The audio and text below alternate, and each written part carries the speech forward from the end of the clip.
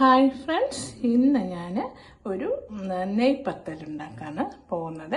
നെയ്പത്തൽ എങ്ങനെയാണ് ഉണ്ടാക്കുന്നത് നോക്കാം. എല്ലാവരും ഉണ്ടാക്കിയൊക്കെ കണ്ടതാണ്.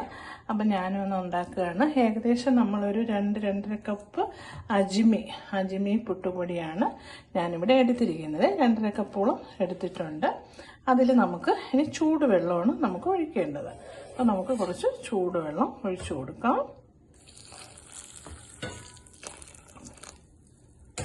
ചൂടുവെള്ളം ഒഴിച്ചു കൊടുത്തിട്ടുണ്ട്. ഇനി നമുക്ക് ഇതിലേക്ക് തേങ്ങ, ഏകദേശം ഒരു അരമുറി തേങ്ങയും ചെറിയ ഉള്ളിയും ജീരകവും, നല്ല ജീരകവും കൂടി നമുക്കൊന്ന് ചതച്ച് ഇതിലോട്ടിട്ട് നല്ലപോലെ ഇളക്കി വയ്ക്കാം. ഒരു അരമണിക്കൂർ നമുക്ക് വയ്ക്കാം.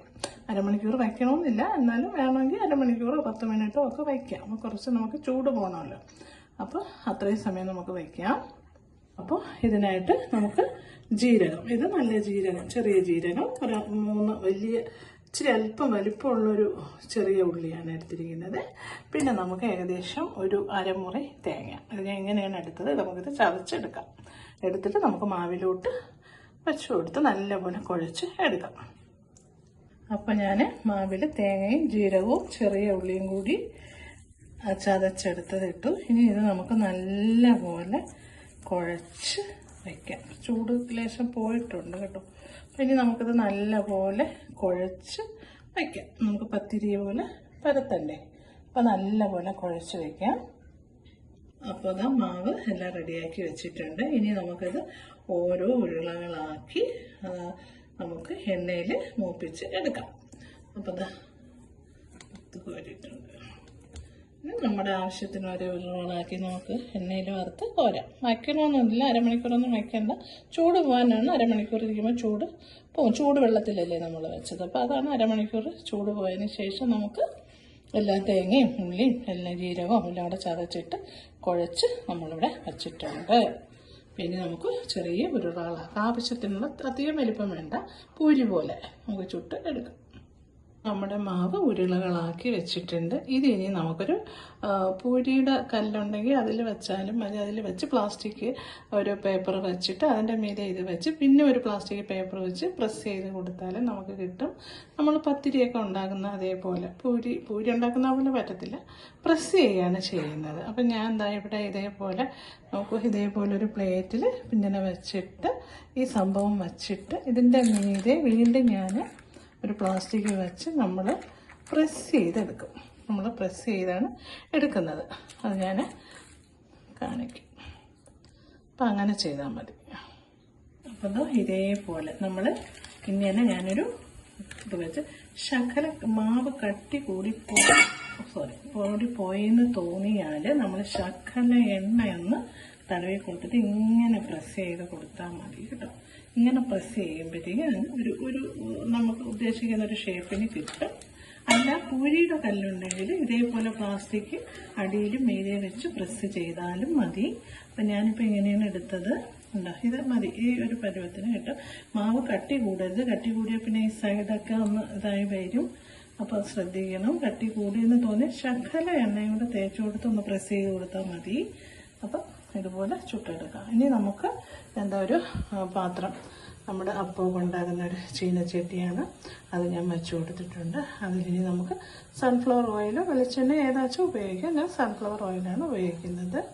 അപ്പം ഞാനിവിടെ സൺഫ്ലവർ ഓയിൽ ഒഴിച്ചു കൊടുത്തിട്ടുണ്ട്. ഇനി നല്ലപോലെ ഒന്ന് ചൂടായി വരുമ്പോൾ നമുക്ക് പൂരി ഉണ്ടാക്കുന്ന അതേ ഇതിൽ തന്നെ നമുക്ക് ചുട്ട് എടുക്കാം.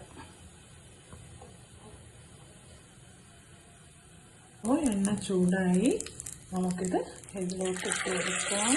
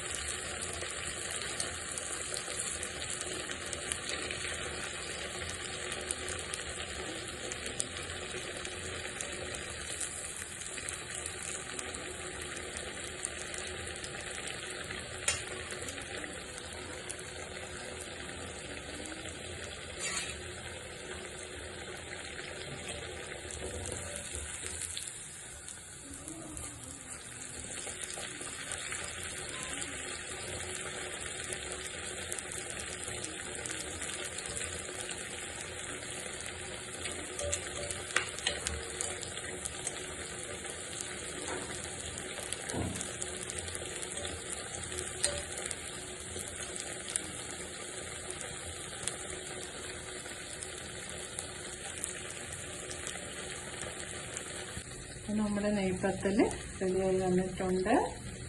ഉള്ളി വരും.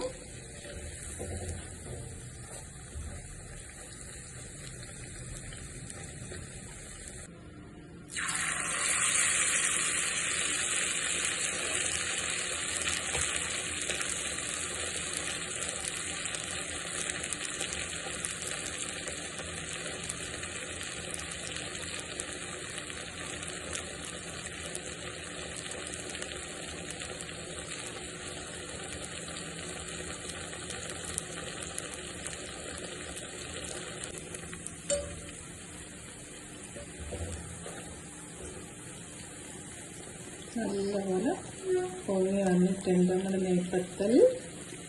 ഇതിന് നമുക്ക് ചിക്കൻ കറിയോ മുട്ടക്കറിയോ, ഞാൻ മുട്ടക്കറിയാണ് ഉണ്ടാക്കുന്നത്, എന്ത് വേണോ നമുക്ക് കഴിക്കാം.